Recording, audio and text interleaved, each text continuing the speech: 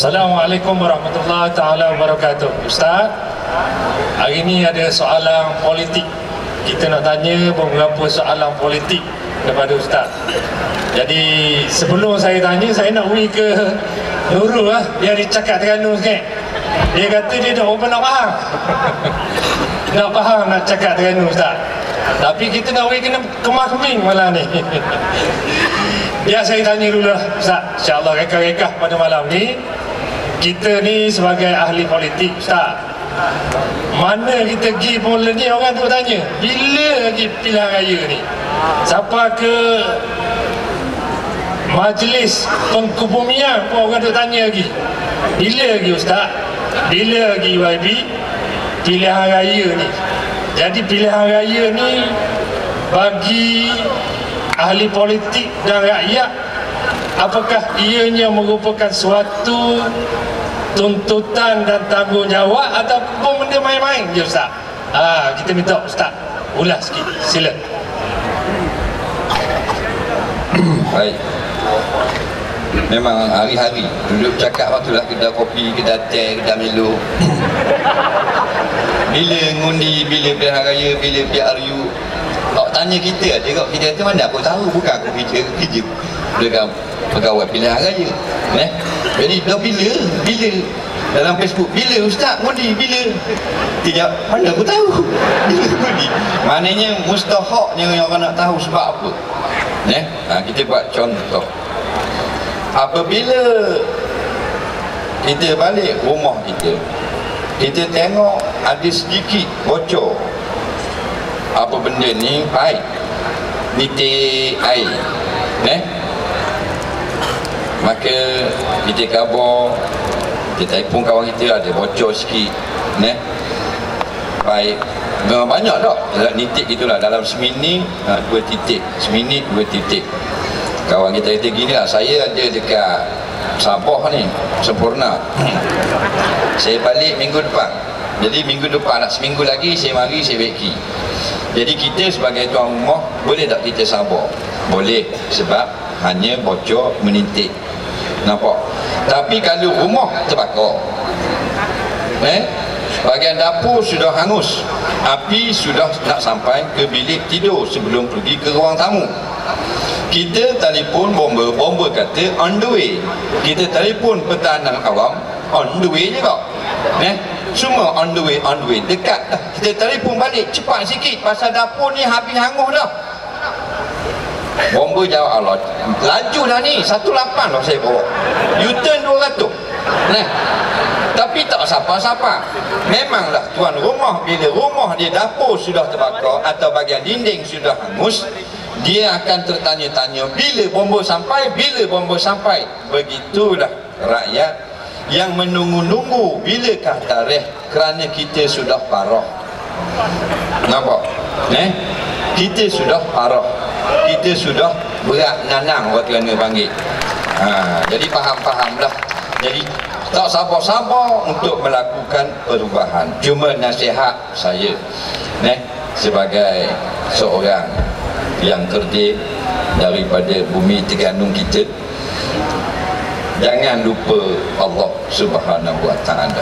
Kita ramah, kita rasa kuat, ceramah kita hebat, kutipan kita besar. Mana menang dah, boleh.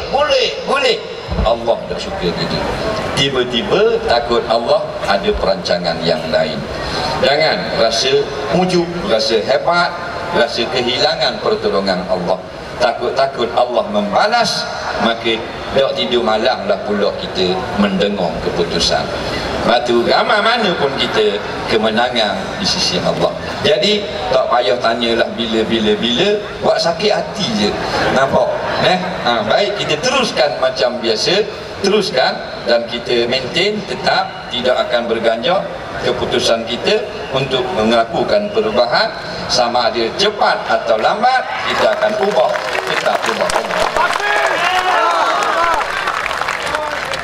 Kita bagi kepada yang berhormat Nurul Izzah.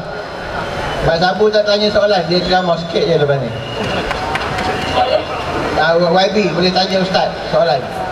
Assalamualaikum warahmatullahi wabarakatuh. Salam sejahtera Ustazah Sah. Saya pertama nak sebut bahawa saya datang bawa salam dari ibunda saya, Dr. Wan Zahman Ismail, yang memang agak terkesan dengan ceramah Ustaz apabila mendapat jawapan kepada soalan adakah wanita atau perempuan boleh ke kubur. Jadi jawapan Ustaz bahawa mereka hanya ke kubur kalau mereka mati. Jadi saya fikir itu menjadi memberi impak yang begitu besar sehingga kan beliau mengirimkan salam. Jangan-jangan dia minat Ustaz. Jadi itu satu. Saya fikir sebelum saya pergi kepada soalan, yang saya ingin maklumkan adalah apa yang Ustaz buat, dan juga ramai ustaz-ustaz para ulama yang berani menyatakan kebenaran di hadapan suasana yang penuh dengan penindasan itu, bukan sekadar menjadi inspirasi pada kami ahli politik, tapi memberi sedikit rasionalisasi dalam zaman edan. Zaman edan ni saya nak bagi tahu sebelum Ustaz kata apa benda tu. Zaman edan ni maksudnya zaman gila. Ada puitis atau penyair Jawa, bukan Terengganu, Jawa, Ronggo Warsito. Jadi dia tulis yang satu puisi panjang menggambarkan satu zaman gila, di mana kalau bercakap tentang muka rasuah itu berleluasa, politik fitnah berleluasa, yang benar itu seringkali cuba disenyapkan dan pelbagai lain. Tapi peranan ulama hari ini saya fikir mungkin menjadi harapan sebagai satu third force. Karena kadang-kadang kalau dalam zaman gila sukar untuk rakyat menilai, tapi di zaman-zaman inilah mungkin perlu jawapan-jawapan ustaz yang kadang-kadang bukanlah gila tapi sedikit rock untuk membantu kita. Soalan saya ada dua. Dan Tuan Haji Mak Sabu kata dia tak ada soalan. Jadi saya bertanya dua. Saya ambil kuota dia. Pertama, apakah pandangan Ustaz dengan budaya politik yang menyaksikan telur busuk dan objek-objek lain yang tidak diingini dibaling ketika seseorang penceramah sedang berucap? Dan kedua, apakah pandangan Ustaz tentang bagaimana kita menyahut cabaran debat khusus bila berkait dengan pertarungan politik? Ini bukan demonstrasi Ustaz, ini debat. Jadi pertama tu code word dia telur busuk. Terima kasih. Wassalamualaikum warahmatullahi wabarakatuh. Soalan YB bak telur busuk. Saya sebenarnya tak baca surat khabar. Kalau tahu pun, kalau tidak YouTube, Facebook. Gambar telur. Saya pun banyak telur. Baik. Jadi kalau cakap-cakap kampung lah, kalau tak mau kena marah, jangan ceramah. Kalau nak ceramah maknanya sedia kena marah. Jadi bila kita ceramah malam ni ramai kan. Orang hantar mesej tadi 25,000 orang malam ni. 30,000 orang. Saya pun tak tahu lah. Awal tadi lah, sekarang tak tahu berapa orang. Alhamdulillah. Jadi bila kita cakap, hak depan ni suka lah, tapi mungkin ada orang tak suka. Nah, itulah silih berganti. Dia bercakap, kita tak suka. Kita bercakap, dia pula tak suka. Betul tak? Dah kalau dia ceramah, YB suka tak dengar? Tak suka tak? Itulah kita ceramah, dia tak suka pula. Okey, mana ada tak? Itulah perangai manusia. Anas adu lima jahilat. Kita manusia memusuhi perkara yang kita tidak tahu. Nampak? Cuma kita tidak suka. Kalau kita hati tengah itulah hati tak suka, kita balik belikan lah. Kita keluar kat ceramah, pergi kedai, minta roti canai, telur double. Tapi dia tak suka kita, dia bagi telur. Ini masalah. Nampak? Betul tahu, tak kira lah telah busung ke apa. Kita ambil contoh Rasulullah SAW, dia pergi berdakwah di Taif. Nampak? Bukan telah busung, batu dibaling kena kepala Nabi, berdarah sampai meleleh ke kaki. Banyaknya darah kena orang, memancuk kena sarah darah, memancuk meleleh sampai ke kaki. Nampak? Contoh. Padahal dia adalah sebaik-baik makhluk yang diciptakan oleh Allah. Itu nisbah untuk meredakan perasaan marah kita, bukan nak menghalalkan perbuatan lepot dah. Sekarang kita rasa terhibur juga. Aku yang banyak dosa ni kena telah busuk ni, Rasulullah kena batu pecah kepala. Nah, Allah buat langit dan bumi tujuan untuk tunjuk pada Rasulullah. Kita hanya menumpang tengok hebatnya, tapi Allah uji dia. Nampak? Asyadul bala al-anbiya, yang paling hebat kena uji para nabi. Maka kita kena telok. Itu nisbah nak menjinak hati kita, tidak rasa duka cita, tidak rasa putus asa untuk meneruskan perjuangan. Cuma kali jenis baling-baling, siapa yang baling Nabi? Inilah puak-puak jahil, orang-orang bodoh, orang-orang yang Allah sifatkan sebagai otak ada tapi tidak menggunakan otak. Jadi golongan-golongan ini daripada dulu sampai sekarang. Dulu batu, ini telah busung. Nampak? Tapi tim dia sama. MU belaka. Nampak? Tim yang sama. Jadi kita boleh nyatakan hukum perbuatan ini mal'unah, dilaknat oleh agama. Perbuatan ini mengundangkan perbalaan. Perbuatan ini sangat haram, berdosa besar. Itu dari segi hukum. Dari segi hati kita, alhamdulillah, Allah telah beri aku suatu ujian. Satu lagi maqam aku naik kalau aku dapat sabar. Satu lagi martabat aku panjat, Allah beri pangkat kepada aku, iaitu aku menyatakan kebenaran, orang baling aku. Alhamdulillah, aku dapat satu level, satu pangkat yang ada di sisi Allah. Kalau aku mati, pangkat ini tidak tercabut. Nampak? Cuma pesanan dah. Bagi yang baling-baling gitu, dia sebenarnya dia ikut hati. Hati kita ni puas, seronoknya boleh baling. Nak lawan berujah, dapat cetau, main baling je lah. Macam orang tak boleh nak berlawan lah. Dia tu ada kes nak ajak bertumbuk, kawan tu duk guru gayung, taekwondo black belt, ambil kat planet Pluto. Takkan dia ni nak lawan guru kering. Jadi nak buat macam mana? Baling batu lah. Kawan tu balik malam, baling pecah dekat rumah. Balik seronok hati. Ingat, bila kita seronok, ada masa kita duka. Dosa-dosa tersebut akan datang masa kita nak meninggal dunia. Begitulah balasan Allah. Masa itulah terlalu sangat takut kerana dia buat zalim kepada manusia lain. Lepas tu kalau minum arak, walau banyak mana minum pun, Allah boleh ampunkan on the spot kalau dia bertaubat. Oi, banyak dah minum tak? Brandy, whisky, wine, champagne, Bacardi, stout, nalga, nasru, tak boleh nalga. Habis minum dah tak ada. 3 terala minum dah. Sekali dia kata astagfirullah, aku minta ampun kepada ya Allah, aku tak mau minum dah. Allah ampunkan. Leaching, tidak ada dosa. Tapi kalau baling-baling orang, taubat tidak diterima, melainkan dia kena minta maaf daripada Tuhan. Kerana zalim itu melampau kepada dak saudara seagama. Soalan kedua tadi apa ni? Baik, adakah kita patut menerima ajakan cabaran debat dan seumpamanya? Baik. Sebab itulah dia tiap-tiap perkara dia ada mudarat, dia ada manfaat. Dia ada mudarat, ada manfaat. Ada baik, ada buruk. Islam meraihkan buruk yang sedikit dan manfaat yang banyak. Kalau banyak buruk, debat tidak dibenarkan. Dalam Islam disebut munazarah, perdebatan. Munazarah asalnya tak boleh kerana menyebabkan perbalahan.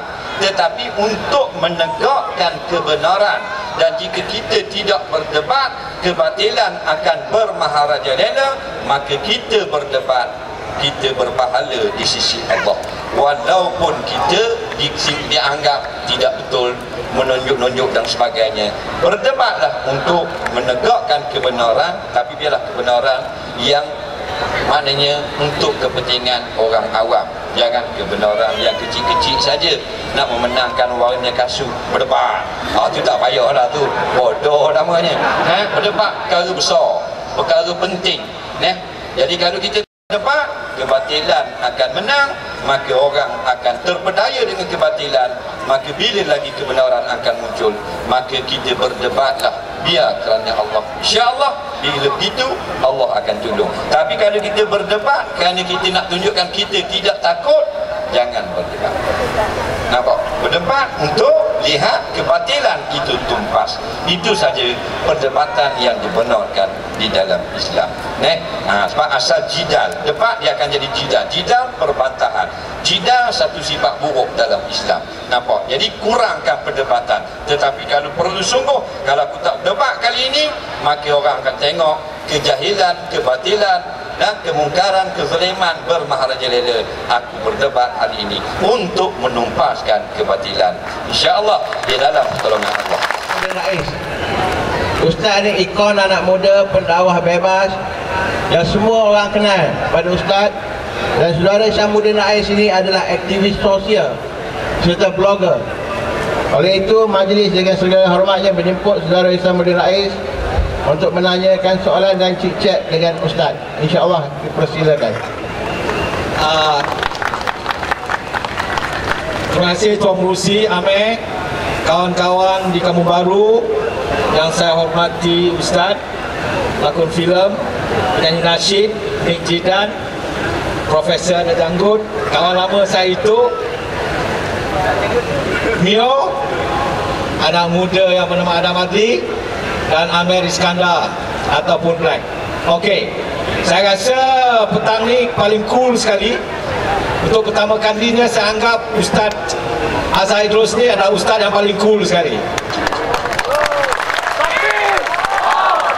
Tukar Tiup telah nobatkan dia sebagai Ustaz Cool tahun 2013.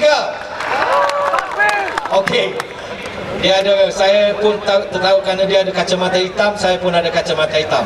Tapi malam ni untuk merayakan kita malam ini, saya pun buka pakai serban. Okey, saya tak pakai topi saya malam ni, saya pun nak jadi macam Ustaz. Okey, soalan saya pertama kepada Ustaz Azhar Idrus. Ini betul-betul soalan cool. Saya ni selalu pergi ceramah kata-kata, saya kata ni saya tukang hasut. Saya hasut rakyat semua macam semua jadi untuk menjatuhkan kerajaan United Malay National Organisation. Saya tak tahu, saya hasut, saya pergi ceramah, forum, ke mana-mana saya tukang hasut. Saya nak tanya kepada Ustaz Azhar Idrus ni, apakah hukumnya orang macam saya ni menghasut untuk jatuhkan kerajaan?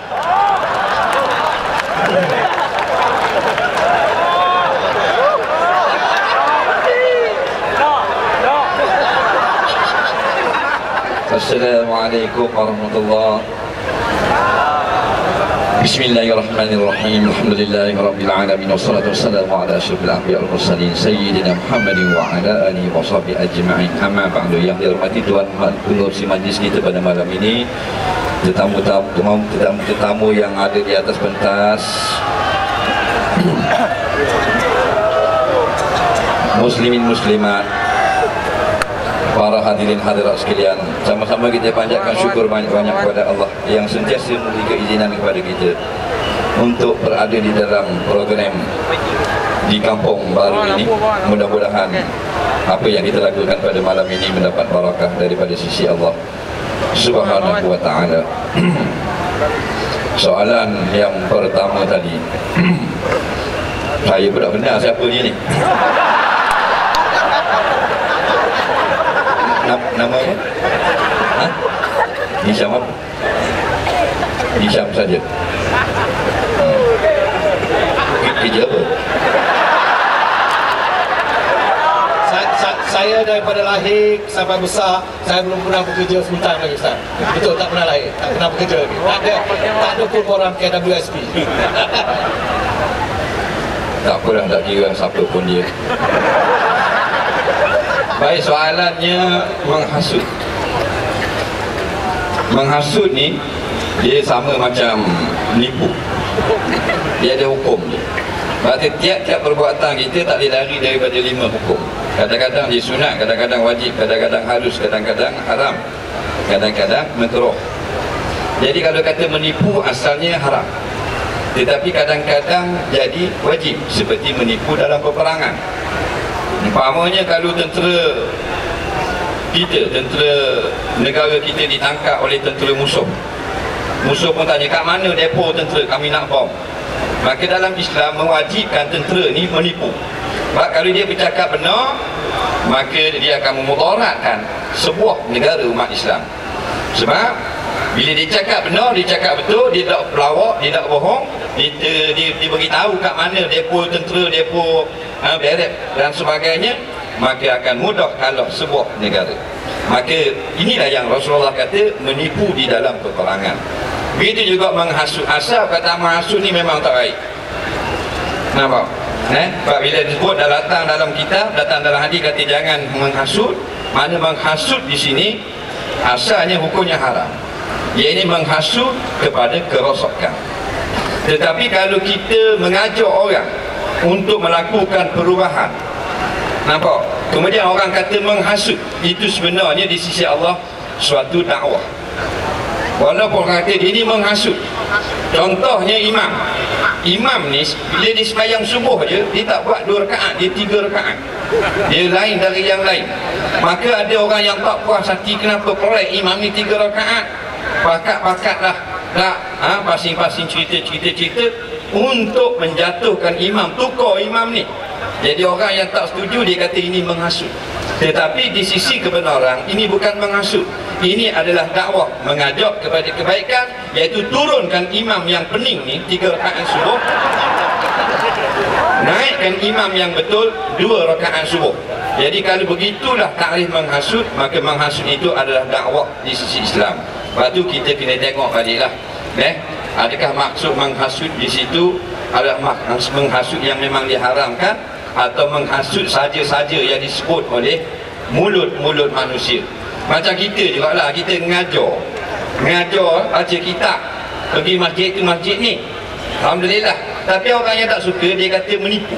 Bukan mengajar, duk menipu masjid-masjid. Jadi hak mana betul, mengajar ke menipu? Maka tengok apa benda yang kita baca kitab. Orang ada kitab depan, kita baca sama tak? Sama. Adapun kemudian daripada itu, maka berpindahlah para sahabat ke negeri Mekah. Orang pun dalam, salah tak? Ni bukan Mekah, dah Datu. Itu baru lain. Jadi kalau itulah bukan mengajar, tu menipu. Tapi bila kita mengajar orang kata menipu, tak ada peduli lah, asalkan kita mengajar. Jadi kalau kita mengajar orang kepada perubahan, maka kita tetap tidak bersalah jika perubahan itu membawa kebaikan. Tapi kalau kita mengajak perubahan yang membawakan mudarat, maka perubahan membawa kepada mudarat itu salah. Wallahu a'lam. Terima kasih Ustaz. Saya senang hati lah, saya dah clear sekarang. Bukan berkata awak betul dah. Tentang tuduhan menghasut tu, kata antum tidak kalau menghasut kebaikan, betul lah kan? Jadi saya ni bukan menghasut dan juga mendakwah lah. Dan kali saya akan menghasut dan mendakwah dua-dua sekali. Okey, siapa lagi nak soal? Okey, kita mula dari sebelah kanan. Amin Iskandar, Black. Tak boleh tanya Ustaz dah ambil mic. Satu soalan saja dulu. Assalamualaikum Ustaz. Saya ada beberapa soalan. Soalan pertama, pada pandangan satu aja soalan. Satu je. Pada pandangan Ustaz, sejauh mana hiburan boleh digunakan untuk tujuan dakwah seperti lagu, filem dan sebagainya? Terima kasih Ustaz. Baik, sejauh mana hiburan ini boleh kita jadikan satu daripada platform dakwah, saluran dakwah. Baik, yang pertama, apa makna dakwah? Apa makna hiburan? Waktu kita kena faham dulu. Dakwah bahasa Arab, bahasa Melayu makna ajak. Bukan pelik, ajak. Ajak. Jadi kalau terjemah kepada Arab, bunyi hebat, dakwah. Padahal kalau Melayu biasanya ajak. Ajak ke mana? Ajak buat benda yang betul. Ajak buat benda yang baik. Mari kita pergi sembahyang kejap, itu panggil dakwah. Mari kita pergi derma sekejap, itu panggil dakwah. Ajak orang. Tapi kalau kita yang seorang pergi ambil duit, hibur dalam kotak derma, kita tak dakwah. tak ajak seseorang. Tapi kalau kita, meh kita pergi derma, meh kita pergi tolong orang tu susah, dipanggil dakwah. Mengajak orang lain buat benda yang baik. Baik, hiburan ni satu perkara yang memang merupakan fitrah kepada manusia. Nampak? Sebab itu tidak ada sebuah negara yang tak ada hiburan. Sebab manusia itu Allah cipta, dia akan suka kepada beberapa perkara yang merupakan fitrah manusia, iaitu hiburan umum. Kadang-kadang hiburan itu berbentuk lakonan, kadang-kadang hiburan itu berbentuk puisi, kadang-kadang hiburan itu berbentuk nasyid, lagu, muzik, dan kadang-kadang persembahan, pertunjukan, teatu dan seumpamanya. Maka bila orang tengok rasa terhibur. Apa makna terhibur? Terhibur ni mana hatinya rasa seronok. Jadi benda itu tidak salah. Nampak? Sebab itulah datangnya Islam bukan untuk menyekat manusia daripada fitrah, tetapi untuk membimbing manusia supaya fitrahnya itu tidak melangkau menjadi perkara-perkara yang mu'tadil. Bila melebihi daripada batas, maka Allah pun tak suka. Apa saja, bukan kata hiburan melebihi batas. Puasa sampai tak buka langsung, setiap hari puasa, Nabi marah, Nabi larang melampau. Apatah lagi hiburan. Baca Quran tak berhenti. Orang tidur pun innalladzina amanu. Orang tak nak tidur ni, melampau. Baca Quran lebih-lebih pun dilarang oleh Rasulullah. Nampak? Apatah lagi hiburan. Jadi semuanya dia sempadan. Sempadan ni yang disebut hudud. Sempadan. Datang Nabi, datang kita untuk bentuk manusia. Sebab itulah tidak ada pun datang seorang Rasul, tidak ada sebut dalam kitab ajar manusia benda yang memang semua manusia tahu buat. Itu Nabi tidak ada. Contohnya, kalau kita lapar, kita makan, maka tidak ada ayat Quran yang kata siapa lapar hendaklah makan. Tidak ada satu hadis yang kata siapa lapar hendaklah makan. Kita tak pernah dengar hadis. Hadis kata Rasulullah bersabda, yang artinya, wahai manusia, apabila kamu merasa lapar perut kamu, maka hendaklah kamu pergi ke dapur, lalu mengambil akan nasi, lalu disuap ke dalam mulut dan dikunyah, kemudian ditelan. Tak ada hadis begitu. Tak payah ajar, semua umat tahu, binatang pun tahu, lapar dia akan makan. Makin agama tak ajar benda macam tu. Tapi agama ajar, kalau kamu nak makan, jangan curi hak orang, jangan curi hak rakyat, jangan curi hak yang tidak ada hak ke atas kamu. Maka hiburan pun begitu juga boleh kita gunakan. Daripada dulu lagi kita dengar penghibur-penghibur Islam dan seumpamanya. Batu indahnya Islam, dia adalah agama yang membimbing, bukan agama menyekat. Kita jalan kereta ada trafik buat gitu, tengah jalan, mana kita kena berhenti. Tujuan apa berhenti? Sebab ada kenderaan lain nak diberi lalu dulu. Maka Islam itu macam trafik lah. Adakah dia tahan terus? Mana kamu kena berhenti selama 8 tahun di simpang tu? Tak, sekejap, 5 minit dia akan bagi lalu balik. Itulah Islam. Dia akan tahan, bukan tak bagi hiburan, tapi jangan sampai melompat-lompat. Nampak tak? Macam apa dia? Macam orang mabuk di kuda. Nampak? Tu kali, tu bukan hiburan, tu mabuk dah dia panggil. Jadi kalau hiburan ni memang boleh digunakan sangat. Contoh mudah, zaman moden ini, Cat Stevens yang terkenal dengan lagu The Morning is Broken. Nampak? Sekarang sudah masuk Islam. Ya, mu jangan ajar aku. Jadi dia menggunakan lirik-lirik yang begitu hebat dalam bahasa Inggeris, nasyid dia. Hasilnya sekarang dia telah dapat membeli 27 buah gereja dibuat masjid dan 18 panggung wayang dibuat madrasah. Nampak? Jadi suasana orang UK ni dia memang sinonim dengan hiburan, dengan muzik. Jadi dia gunakan muzik, dia gunakan lirik-lirik yang puitis untuk menerangkan Islam. Lalu orang-orang Mak Saleh tak dengar lagu Iklim. Mak Saleh dia tak dengar lagu maknanya rock kapak kita ni. Dia dengar lagu Mak Saleh je lah. Maka dimasukkan lirik-lirik Islam dalam lagu-lagu Yusuf Islam. Akhirnya sekarang UK dan Perancis mencatatkan peratus tertinggi di Eropah orang Kristian masuk Islam. Wallahualam. Saudara Adam Adli, aktivis pelajar. Ustaz, Assalamualaikum. Saya nak tanya soalan tentang PTPDN. Kalau dikatakan pendidikan ni hak semua orang, tapi kerajaan dia letak cas mahal dekat pelajar. Jadi pelajar ni berdemo, dia minta pendidikan percuma. Apa hukumnya? Siapa yang berdosa sekarang? Agak soalan malam ni. Lepas jawab ni memang aku balik terus. Ada ambil gambar dah nak lari gitu. Baik.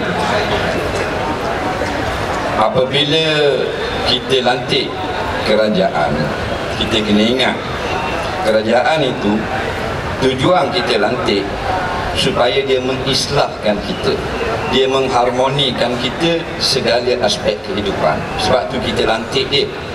Sebab setiap negara, walaupun negara miskin, dia ada pendapatan.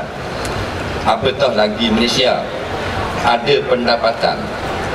Jadi kita lantik kerajaan supaya pendapatan negara ini sebenarnya hak rakyat. Tapi takkan semua rakyat nak kendalikan. Kita lantik beberapa orang yang namanya kerajaan. Dialah wakil rakyat untuk mengagihkan duit-duit negara ini untuk semua aspek kehidupan, termasuk pendidikan.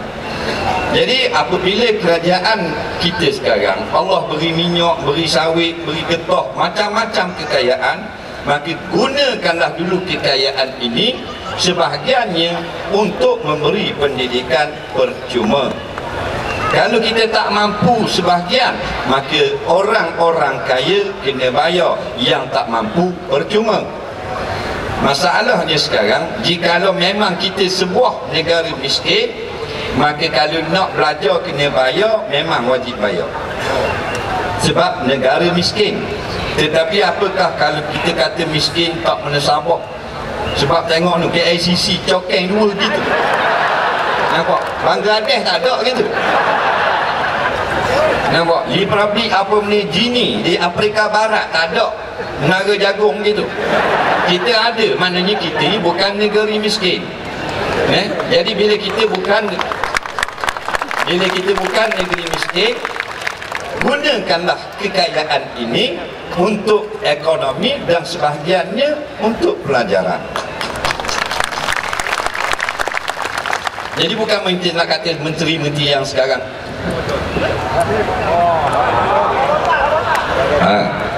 Baik.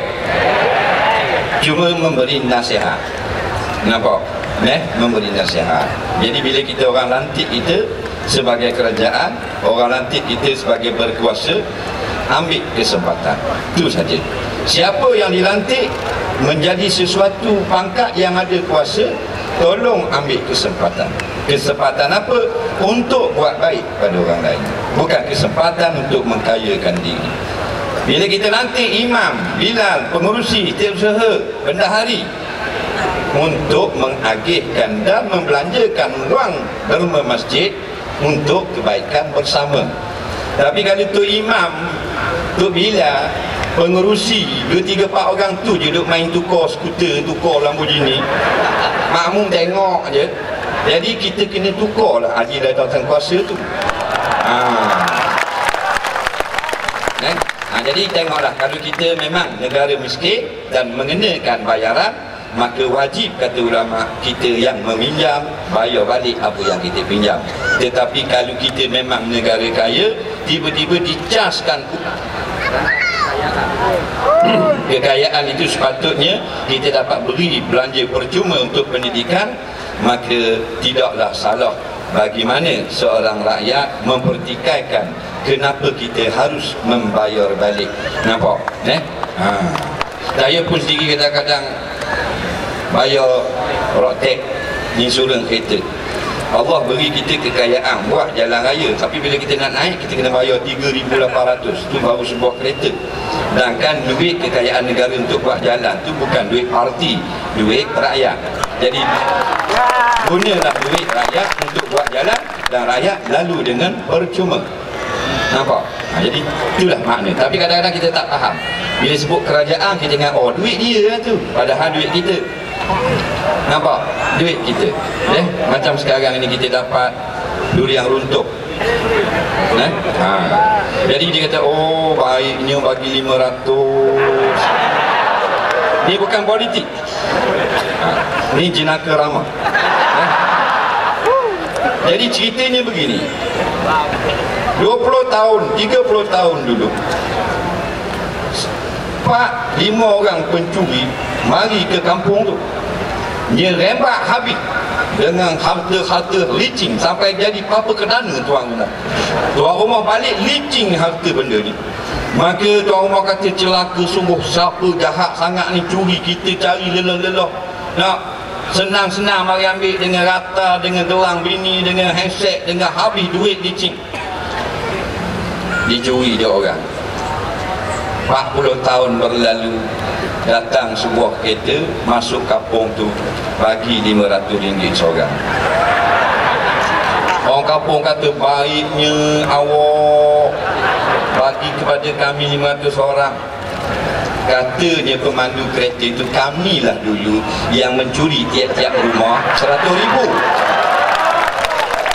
Jadi itulah hakikat yang berlaku di Afrika Barat, bukan di sini. Wallahu a'lam.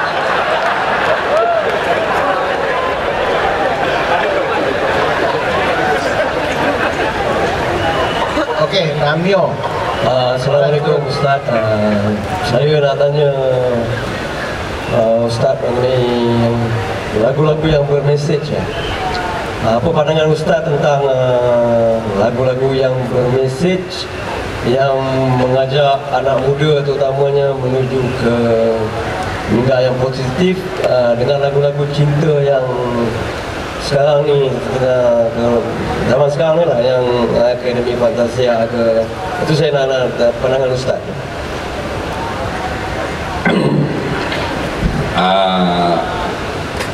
Mengajak manusia ataupun berdakwah dengan lagu di dalam lagu-lagu yang ada mesej. Baik,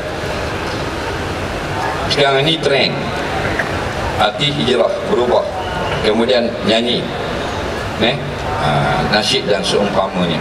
Apa tujuan nasyid? Tujuan nak mengajak dia untuk kembali ke jalan yang benar melalui nasyid. Baik, melalui nasyid tu contoh, atau melalui lagu, katakan nasyid komersial, pop dan seumpamanya, tak kira lah.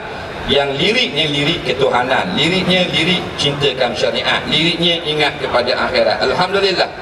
Tetapi di mana sebenarnya kekuatan yang ada pada lagu untuk menarik? Pada lirik. Baik, kalau pada lirik, adakah lirik itu sahaja atau muzik? Baik, kalau lirik sahaja betul, muzik tidak. Muzik ni hanyalah sampingan. Jadi kita beri teguran lah dan nasihat. Mana-mana artis yang nak menyampaikan dakwah melalui lagu, hendaklah lirik itu biar kontras dengan muzik. Kalau muzik itu tinggi atau sama level dengan suara, jadi mesej yang kita nak sampaikan tenggelam. Nampak? Jadi kalau muzik itulah sudah potong mesej, nampak, maka tidak akan sampai dakwah. Biarlah lirik itu terang dan back up music itu slow di belakang, kerana kita nak mesej. Yang belakang tu pemanis sahaja. Pemanis jangan banyak, tak manis. Nampak? Kencing manis. Pemanis ni dia kena sedikit. Nampak? Berkadang-kadang bukan di sini. Lagu tu lirik bagus, lirik ketuhanan, tetapi dia punya drum kuat sangat, berbang. Dah mana ketuhanan? Patut belakang je lah. Nampak? Aku cinta padamu ilahiku, belakang baru dengar. Tak?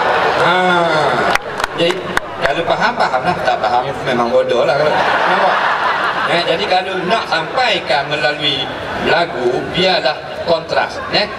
Biar suara kita tu tinggi dan backup lagu itu mendata di belakang. Sebab kita nak kepada lirik. Lirik sampai di telinga, maka lirik yang jatuh ke hati, bukan beat yang jatuh. Kalau beat jatuh ke hati, maka kepala pun bergoyang. Nampak? Tapi kalau lirik jatuh ke hati, maka hatinya bergoyang-goyang, rasa sakit rasa bersalah dan seumpamanya kerana lalai begitu lama. Wallahu a'lam. So, satu soalan. Baiklah Ustaz, saya nak tanya sikit. Apakah yang perlu diambil perhatian sekiranya seseorang artis itu mahu menjadi role model kepada umum? Itu ni dulu idola kita. Zaman-zaman lara dulu. Koi pokan. Naik basikal. JKK bagi.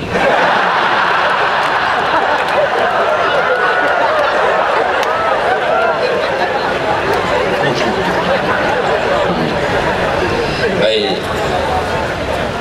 artis maknanya orang seni. Kalau seni lakon, seni suara. Macam mana kita nak jadi role model? Jawabnya bukan saja artis, semua manusia ubat dia balik kepada asal. Inni ja'ilun fil ardi khalifah. Aku ciptakan manusia untuk menjadi khalifah. Apa makna khalifah? Manusia yang mengikut tunjuk ajar hidayah daripada Allah. Penyakit kita ni, obat dia agama. Agama saja. Hebat mana pun kita blogger ke apa ke, nampak kita akan balik kepada Allah. Last sekali duduk dalam kotak juga. Nampak? Gali lubang, kamu balik. Nah, batu jangan. Obat agama. Dalil berobat sakit.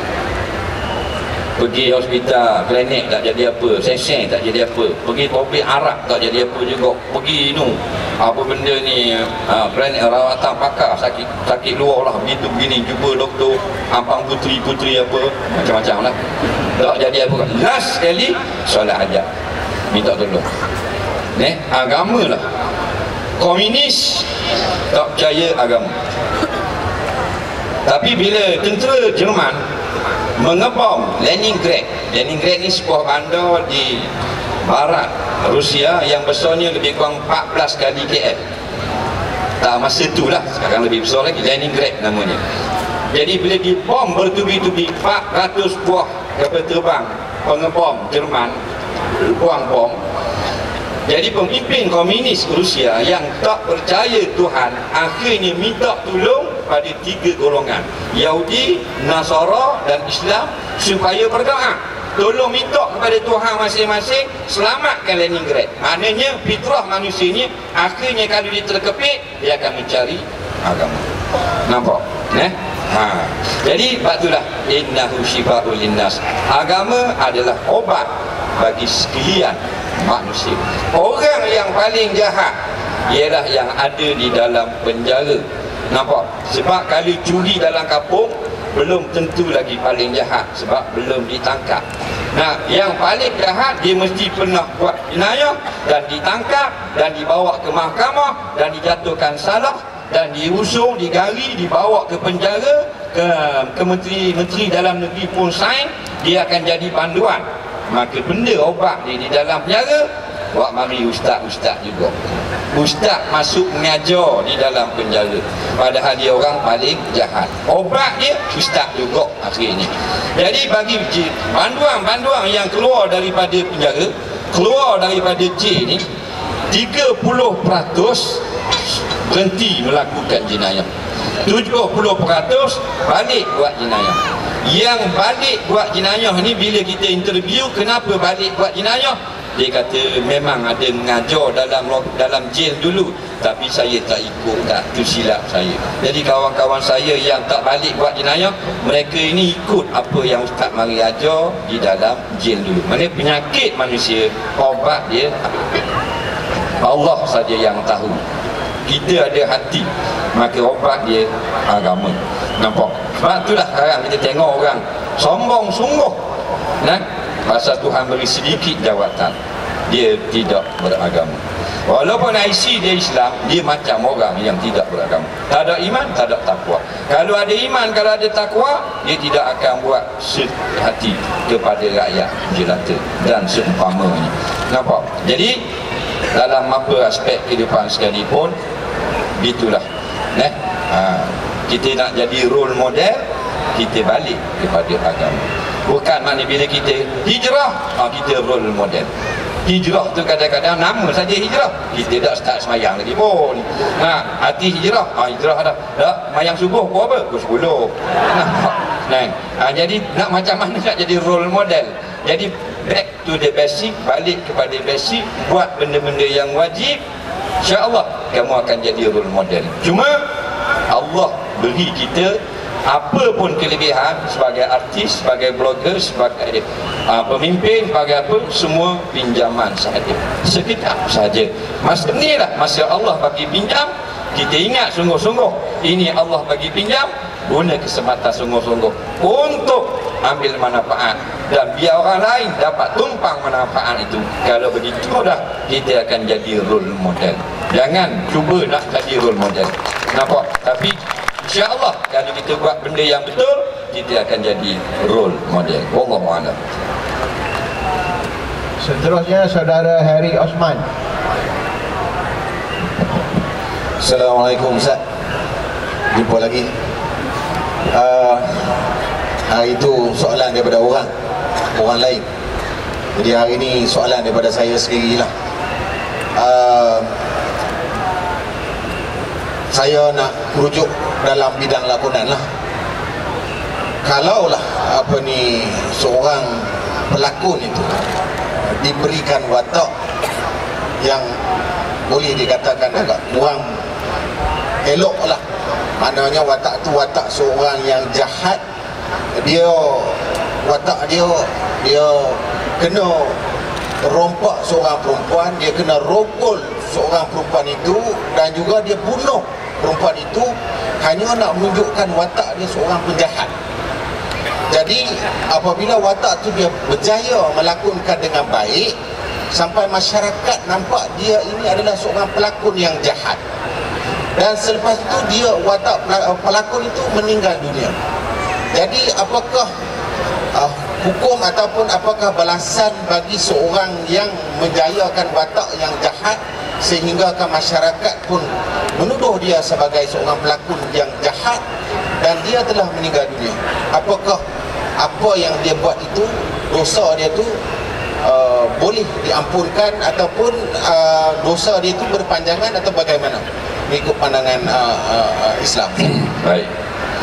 Berlakon jadi jahat romo kerup. Pernah berlakon? Ada? Ya, memang tak sesuai hero.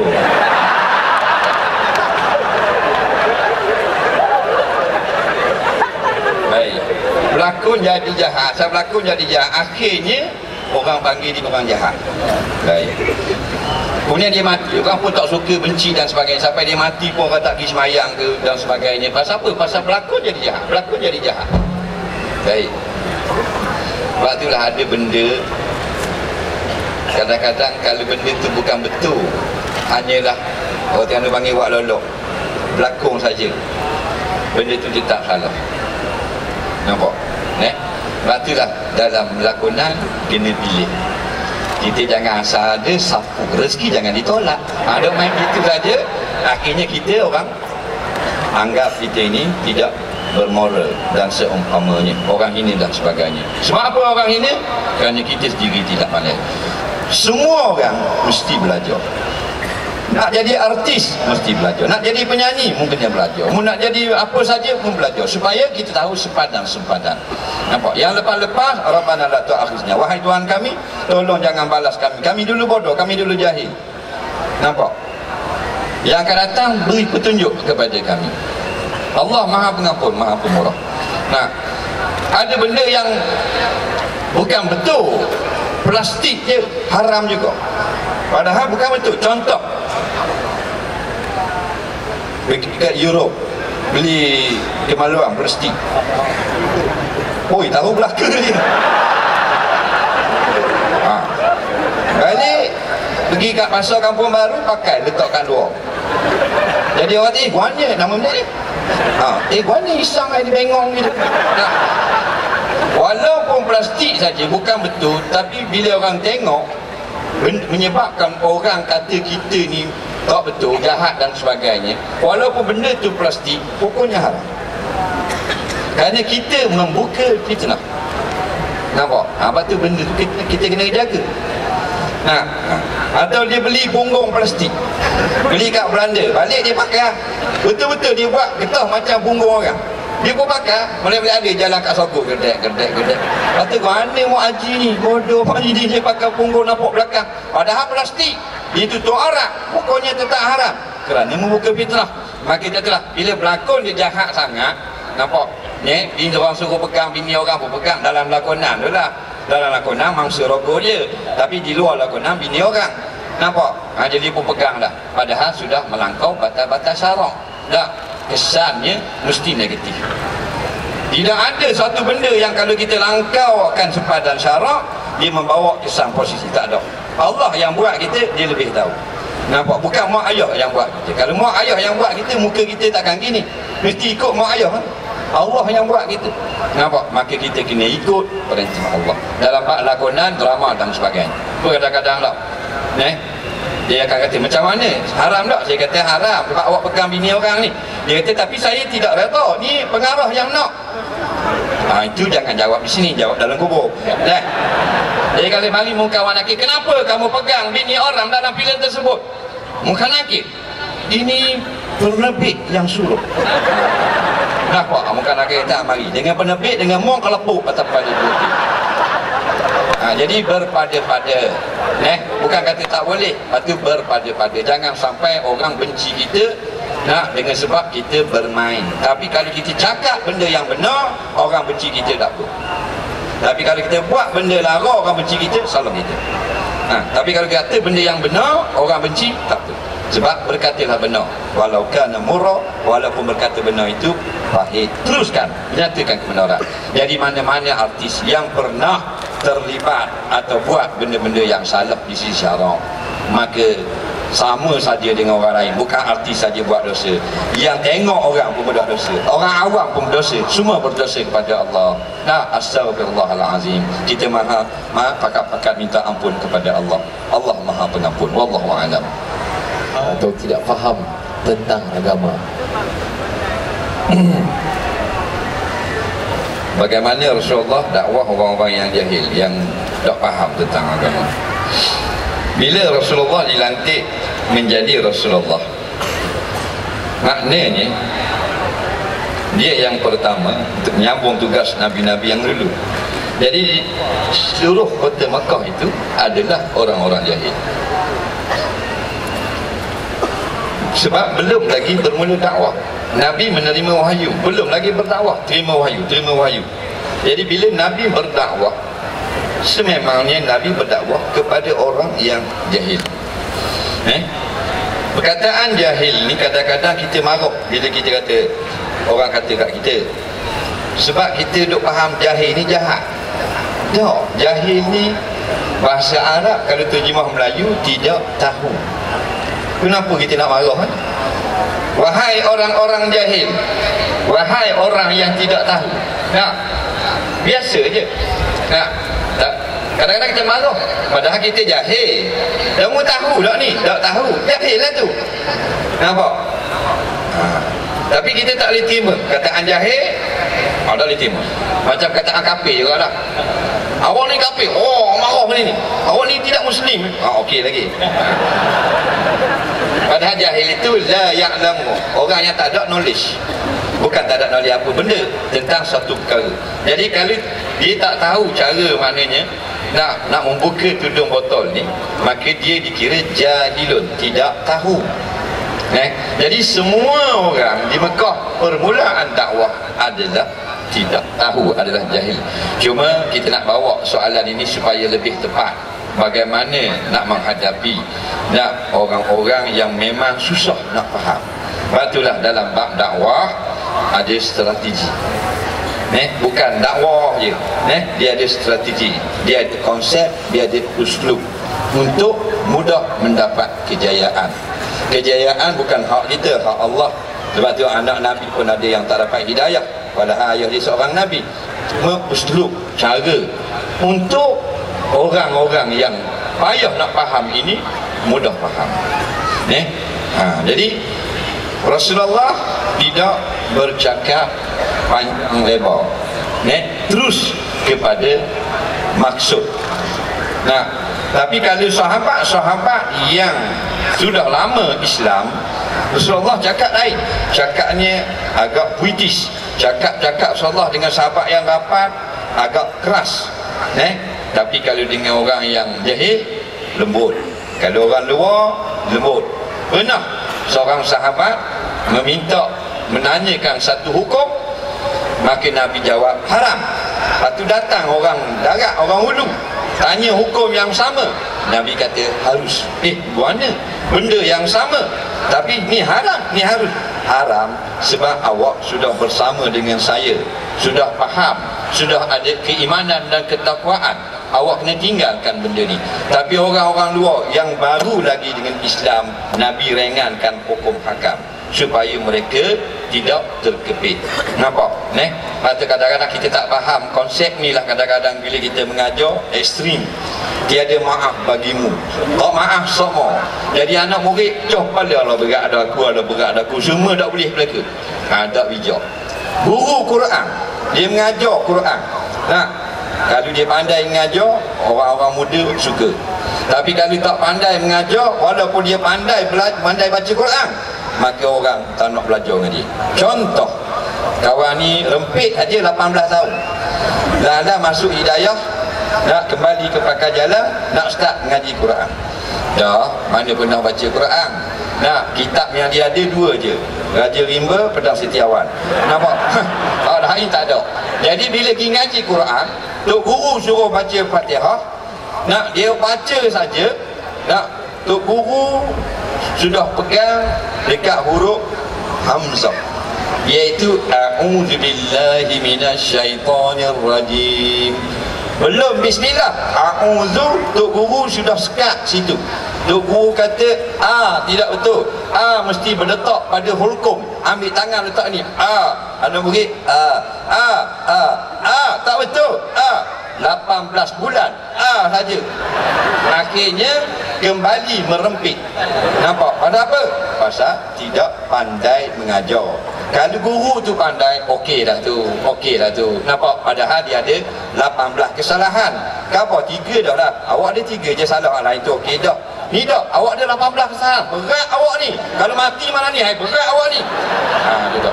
Itu contoh. Jadi Rasulullah bukan begitu. Cukup berhemah dan bijaksana, sehingga orang kafir, musuh-musuh yang nak mari pukul Nabi, dengar Nabi mengajar, tertarik. Nampak? Sebab itulah sekarang hiburan. Orang muda memang dihibur, orang tua pun minat hiburan juga. Kalau kata lagu, semua orang suka lagu. Tok Imam suka. Budak muda pun suka. Budak muda suka dengar lagu apa benda, lagu apa? Lagu Ses ke, lagu apa benda ni, Wing dan sebagainya. Tok Imam suka lagu juga. Tapi Tok Imam tak lah macam orang muda. Tok Imam dengar lebih macam lagu-lagu apa benda ni, Iron Maiden gitu apa semua. Jadi bila lagu kita pandai buat, kita pandai basikan dia, supaya orang dapat terima sedikit. Hiburan memang satu benda yang mesti di dalam kehidupan setiap manusia. Lepas Allah sediakan di akhirat, dalam syurga, nyanyi dan muzik. Maka di dunia ada nyanyi dan muzik. Fitrah memang suka. Cuma datang Rasul, datang kitab, kontrol supaya tidak melampau. Nyanyi sampai dok semayang, nyanyi sampai telanjang, joget macam beruk jatuh dalam payang wudu, apa benda gitu. Belah kain peha nak nyanyi, noak benda, tak ada kait dengan nok, dengan key, dengan pitching. Ada kena pitching tak sini?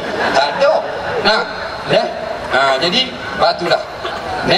Bila kita jadikan masjid tempat hiburan, maka anak-anak muda akan datang beramai-ramai. Daripada dulu kita amal konsep. Saya buat masjid, surau, kuliah agama adalah pusat hiburan. Alhamdulillah berjaya, berpuluh-puluh ribu orang untuk satu kuliah malam.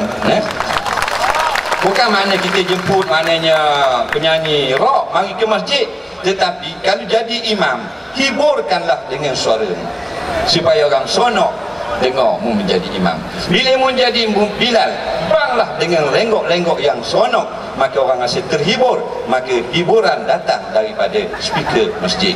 Bila mu jadi tok guru, ustaz, maka mengajarlah dalam keadaan hati orang yang mendengar rasa terhibur, sonok, nak mari pula. Akhirnya semua masjid yang kita pergi dan surau semua sudah memecahkan dinding dan atap kerana sudah tidak muat. Nampak? Itu menunjukkan hiburan bukan mesti ada yang kita nampak atas petang saja, tapi hiburkanlah orang dengan Islam. Nampak? Penghibur Islam, penyanyi Islami, blogger Islami, semua bila Islami, Allah redha kepada kita. Bila Allah redha kepada kita, walaupun album kita tak laku, tapi berkat kita makan nasi, Allah terima, alhamdulillah, penuh di akhirat nanti. Wallahu a'lam. Seterusnya saudara Nik Jidan. Assalamualaikum semua. Assalamualaikum Ustaz. Saya nak tanya, bilakah diharuskan untuk memperkatakan keburukan orang lain? Bahaya ni. Nama apa ni? Nik Jidan. Nik Jidan. Nik Jiran. Jidan. Jidan. Kerja apa? Tak. Saya ni kerja buat lagu, komposer, menyanyi. Tak pernah tengok penyanyi ni. Tak apalah, kita pun tak dam. Saya tengok YouTube je. Jadi bila masa kita boleh menceritakan keburukan orang lain? Satu soalan yang agak sensitif. Tapi kita dengar baik-baik. Listen.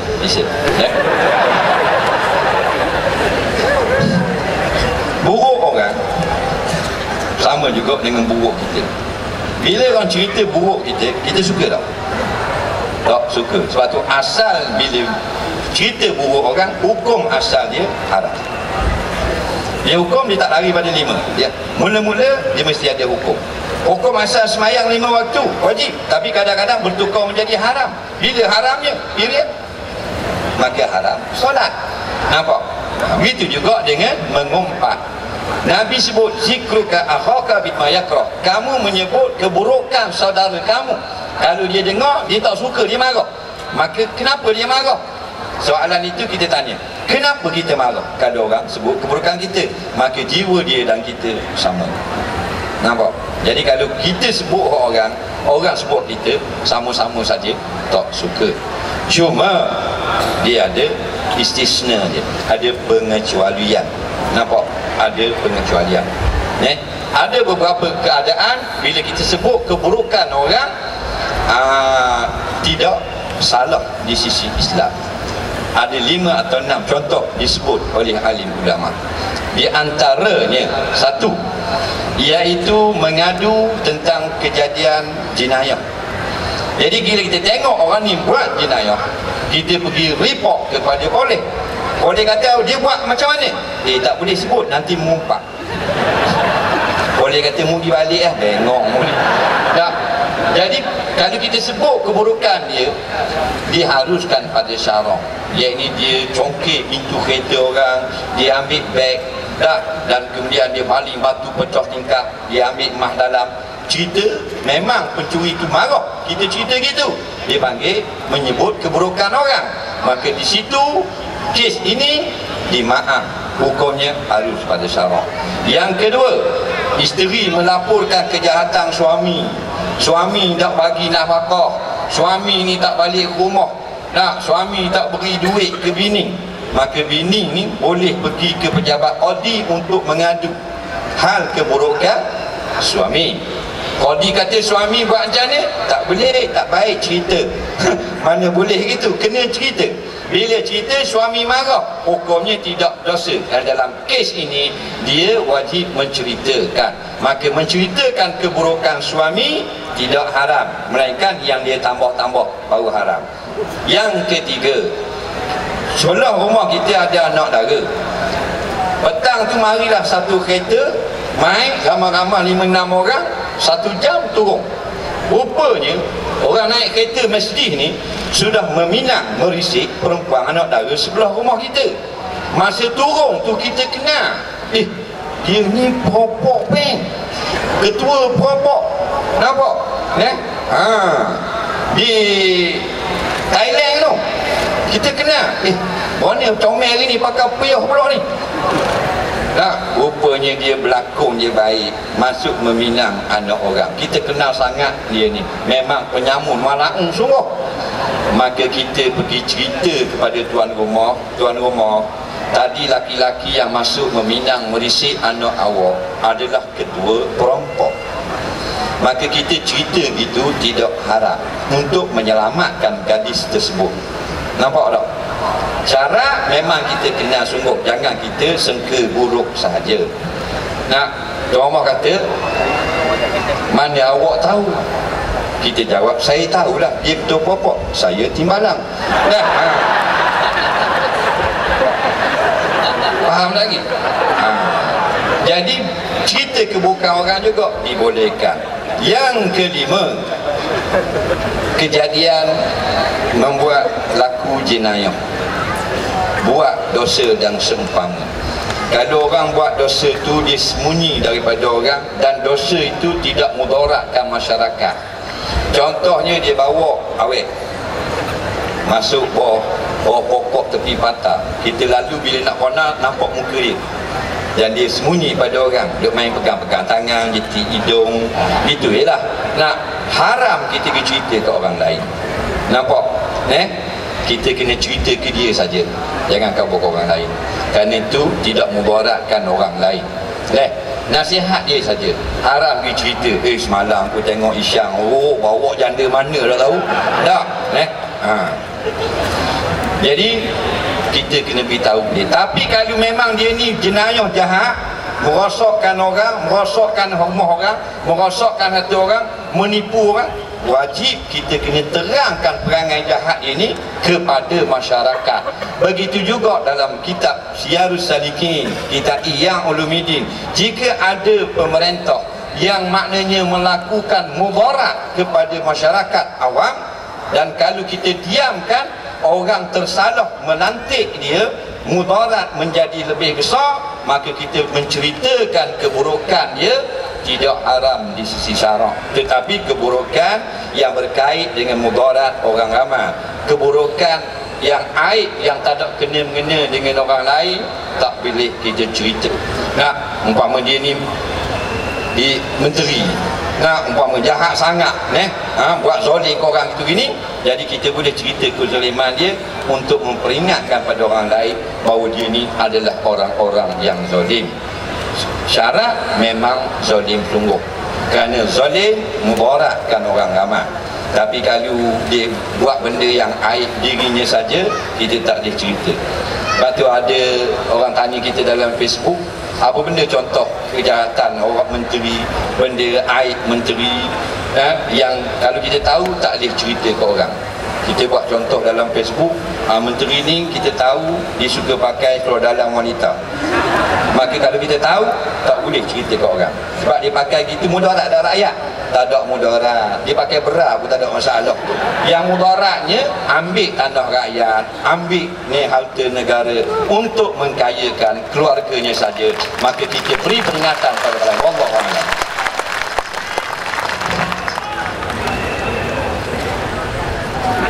Bismillahirrahmanirrahim. Assalamualaikum warahmatullahi wabarakatuh. Ustaz, soalan barang ini soalan yang terakhir. Kita sebulan 2 ni akan menghadapi pilihan raya. Jadi kalau boleh Ustaz sebutkan kepada kita, apakah amalan yang paling ringan tetapi paling berkesan kepada negara kita? Terima kasih Ustaz. Macam teka-teki lah pula. Amalan paling ringan tapi paling berkesan, nak jawab spontan je, iaitulah Halo.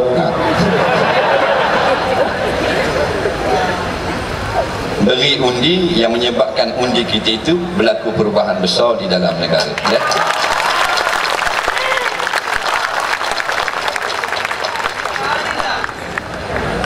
Boleh gitu? Gitu? Ya? Soalan ringan, jawab ringan.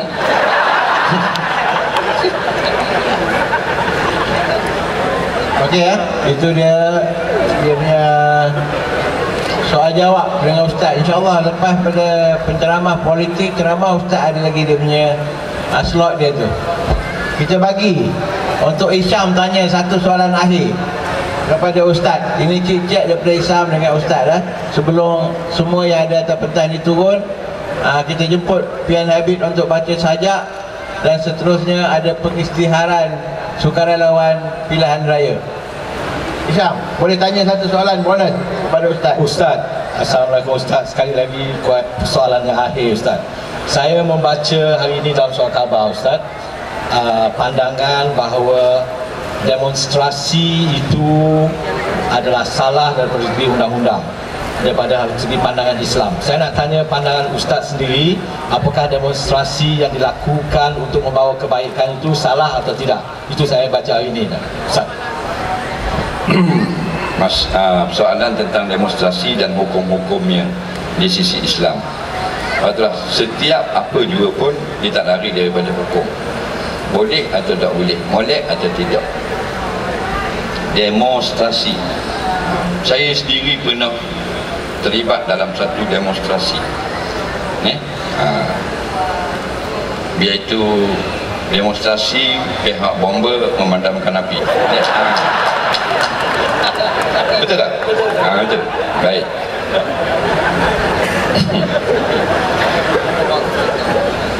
Demonstrasi yang berlaku seperti yang berlaku sekarang tidak pernah berlaku secara detail lah kalau kita nak qiyas di zaman Rasulullah sallallahu alaihi wasallam.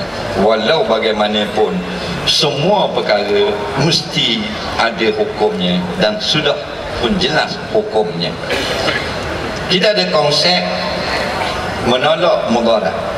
Mana kalau merosakkan orang lain memang Islam larang. Contohnya, kita tak puas hati dengan gaji kilang yang kita kerja, kita pun pakat lingkupkan mesin kilang, bakar kilang. Ini dilarang di dalam Islam. Tetapi jikalau pihak kilang sudah menjanjikan untuk memberi gaji yang setimpal, tiba-tiba janji sahaja, tinggal janji, tidak lagi ditepati, maka pihak pekerja kilang pun berdemonstrasi pada hari-hari yang telah ditetapkan supaya pihak kilang memberi penekanan atau tumpuan, ingat balik kepada janji-janji itu. Jadi kalau begitulah dia bersyarat. Harus, jikalau bukan tujuan nak buat kacau, tidak ada tujuan untuk menghancurkan sebuah negara, bukan tujuan untuk memporak-porandakan sistem ekonomi, tidak ada bertujuan untuk menyebabkan keselamatan negara tergugat, hanyalah untuk berarak sahaja, maka hukumnya tidak ada seorang ulama pun yang mengatakan haram. Batulah yang jadi kecoh tu sebab kita tak suka. Bila tak suka, orang beragak, kita kacau, kita baling dan sebagainya. Jadi yang beragak tadi kena batu sebutir pun sakit, nak lawan balik. Akhirnya jadi porak-poranda. Nah, batulah bila ada demonstrasi, biarlah dia berdemonstrasi. Ingat, yang demonstrasi tidak bebas. Kamu terikat dengan hukum syarak. Kamu tak boleh gugat keselamatan negara. Kamu tak boleh rosakkan harta-harta awam, kerana itu harta orang semua. Kamu tak boleh buat kacau. Berdemonstrasi untuk diberi perhatian. Kerana kalau perkara ini dibiarkan, maka ramai lagi yang akan menerima keburukan. Contoh, royalty. Ada orang dia bunyi, benda puak-puak ni sibuk sangat royalty di Terengganu lah, bukan Selangor. Sibuk sangat royalty, padahal royalty ni nampak untuk mengembalikan agar keuangan ekonomi lebih mantap, lalu semua umat negeri Terengganu dapat manfaat. Tapi dia orang tak faham. Bila tak faham, dia kata royalty itu politik, padahal royalty itu untuk membahagiakan dia juga. Nah, dia tak faham. Tapi bila kita dapat royalty, bagi ke dia 1,000, oh beh, dia kata beh pula. Bila dia tengok orang berkumpul bawa bendera royalty, dia kata apa buat ni, royalty semua, tak ada benda lain. Jenis Melayu ni, nah, dia akan suka kalau dapat, dan dia akan marah kalau tak dapat. Ada orang kat rumah kita, dia ni memang satu parti tu lah, dia memang kuat daripada Tok Nyang dia dulu dah. Nampak? Turun temurun, bukan kata terlambat. Bendera tu rendam minum air. Nah, jadi apa kes pun dia tak marah. Rumah orang lain kena roboh, dia relax minum teh. Masjid kena roboh, dia pun relax bang roti canai. Siap tambah telur double. Nampak? Bila rumah ada orang yang tak dapat beasiswa kerana dia anak tirikan sebagainya, dia buat dok je. Tapi akhir sekali dia marah. Dia marah kepada parti yang telah turun temurun, dia sokong. Kita pelik, mana dia marah ni? Sampai hari-hari pelebel, sampai kedai je celaka, pelepoh lah begini-begini. Rupanya tanah dia sudah diambil lalu dibayar murah. Jenis ni lah Melayu. Bila dia kena kat dia, baru dia nak bertindak. Ini Islam tak ajar gitu.